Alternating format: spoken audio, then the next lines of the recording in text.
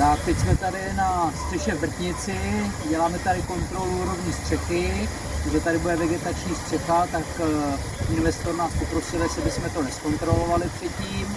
Budeme to dělat 3 nezávislýma způsobama.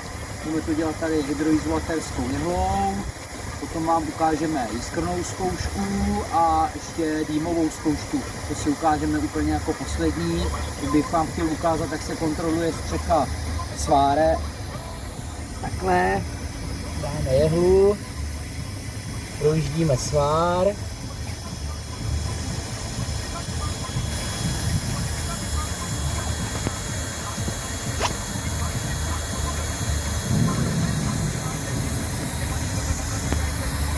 Tak, takhle to vypadá, když je svár nedovařený nebo odlepený, tak si vezmeme sprej a zastříkneme to barvou. Tak, takhle to značíme, aby to bylo vidět. A střechu už máme zkontrolovanou celou, takže teď jdeme provádět jiskrnou zkoušku. Tak teď budeme provádět jiskrnou zkoušku, to je takovýhle přístroj.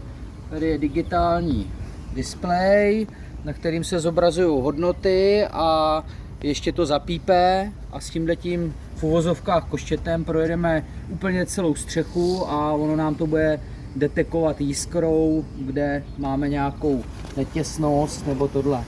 Takže začneme tady. A takhle projedeme úplně celou střechu a uvidíme, jestli něco najdeme.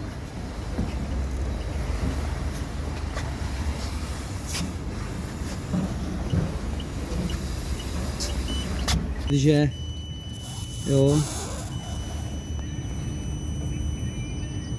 projedeme to teď jehlou, jestli to je díra nebo ne, a uvidíme. Tak, tady nám to jiskřilo, tak vezmeme jehlu, ještě to projedeme jehlou. Vidíte, tady jakoby je, ona to úplně díra není, ale drží se pod tím vlhkost, proto to detekuje jiskru. Takže vezmeme lejstr, tady to dovaříme a jdeme kontrolovat dál.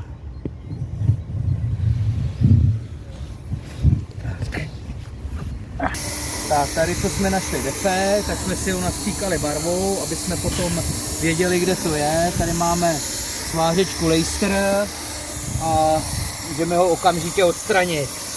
Jestli to na tohle.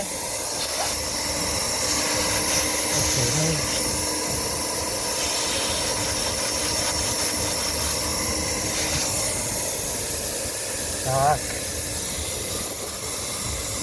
Jak vidíte, tak je to odstraněný a můžeme pokračovat.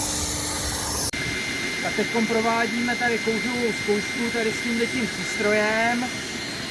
V tomhle tom je tekutina, která dělá mlhu. Jsme napojili tady do střešního pláště a teď to napouštíme tou mlhou. Vidíte, že to je všude jakoby nafoukaný ten dým. Tady už nám to kouří z těch atik pod těma atikama. Tam je to v pořádku, to kouří pod těma plechama, které jsou na tom daný. Teď to celou střechu projdeme a podíváme se, jestli tady jsou nějaké defekty. Většinou tady u těch prostupů bývají. Jo, kolem chmelů. Jo. Už to máme projítý jiskrnou zkouškou i jehlou. Takže ty defekty jsme zavařili a teď uvidíme, jak se nám ukáže tohle. No. Střechu už máme celou navímenou. Vidíte, to plný kouře. Takže kde bude nějaká díra nebo nějaká tohle, tak by nám to mělo ukázat. Teď budeme podívat tady takhle na nás. Opět smel. Jo. Vidíme, že je to v pořádku, že to nikde nekouří. Kolem toho vidíte, tady je to taky nafouklý. No, ta dýmová zkouška dělá rozlohu kolem 50 metrů, takže když je veliká střecha, tak se to musí udělat navíckrát. Ale tady jde vidět, že to je nadýmený hodně. Vypadá to, že tady jsme nic nenašli. Tady máme půd. Kolem vkusky se taky nekouří, kdyby byla prasklá, cokoliv. Takže teď to celý projdeme ještě a uvidíme. Zatím nevypadá, že by tady něco bylo. Tak tady je malá dírka. Tak jenom pro ilustraci, jak to vypadá. Museli jsme tam dát tmavou folii, aby to na tom foťáku bylo vidět. Takže ji zavaříme. Zbytek máme prohlídlý a končíme.